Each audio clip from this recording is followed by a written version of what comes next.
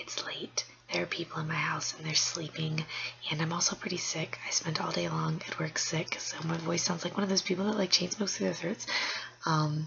But that's not the point. The point is that I've got something to talk about. It literally cannot wait until morning because this is how upset I am about it.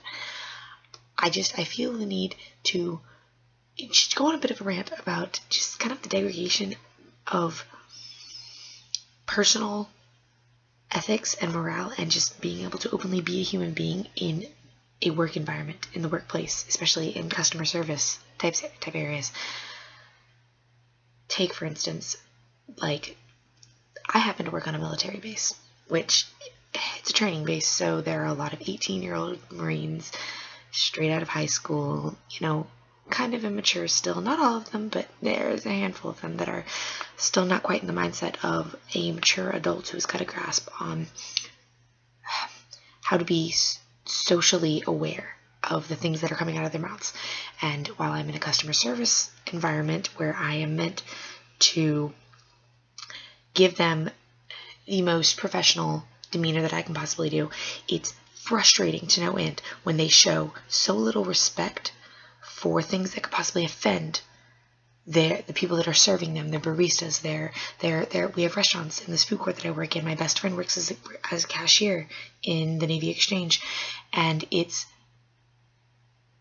almost insulting how they expect us to act a certain way towards them and yet use language and just act as if the opinion of the customer service worker does not matter. And more so, the moral stance, such as when they make comments towards each other.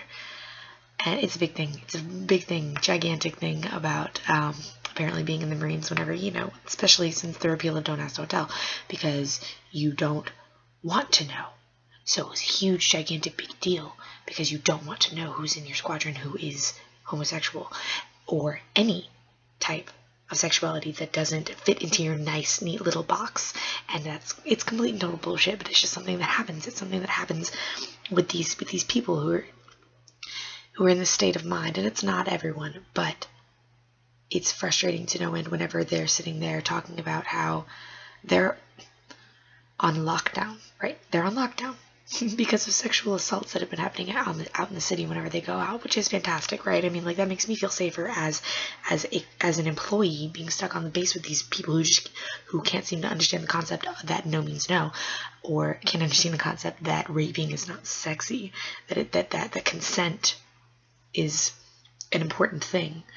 So they're on lockdown and they sit there and, like, I had a customer today tell me about how in their barracks somebody went out and bought and I quote, giant green dildo and stuck it to the wall and put a jar of Vaseline next to it and a sign that said 1 scoop per Marine.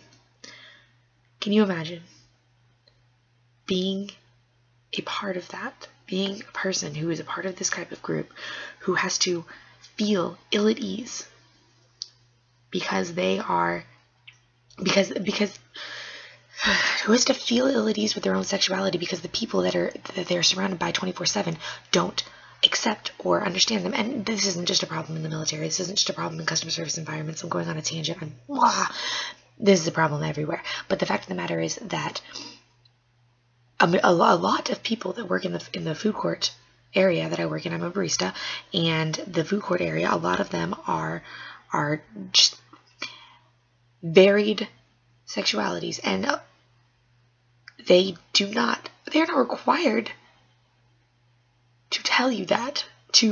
They act as if when they make comments, when they tell us stories like this, whenever they call each other faggots for ordering frappuccinos, for ordering strawberries and cream because it's pink and ha ha ha, you're so witty, and they act like because they didn't know that someone was homosexual, that someone was any other sexuality other than heterosexual, that it's absolutely okay for them to go off and say these things, and the fact that they didn't know that somebody else was that sexuality gives them the right to say it, and they shouldn't have to apologize because we did not say ahead of time that we were going to be offended by this.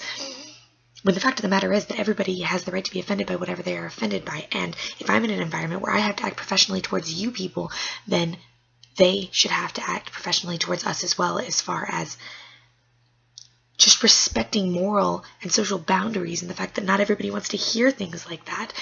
And when somebody has their sexuality used as the butt of a joke, and they have to sit there and grin and take it and tell the person to have a great day, it's not acceptable. It's not acceptable that a person has to act as if they are not a human being simply because a workforce claims that they are less important than the general public. It isn't something that should be happening, that should still be happening, especially in the type of environment that I work in general. We're already treated like subhuman species because we're not in the military. Oh dear Lord, we're serving you drinks and food. How dare we? Oh, you're so much better than us.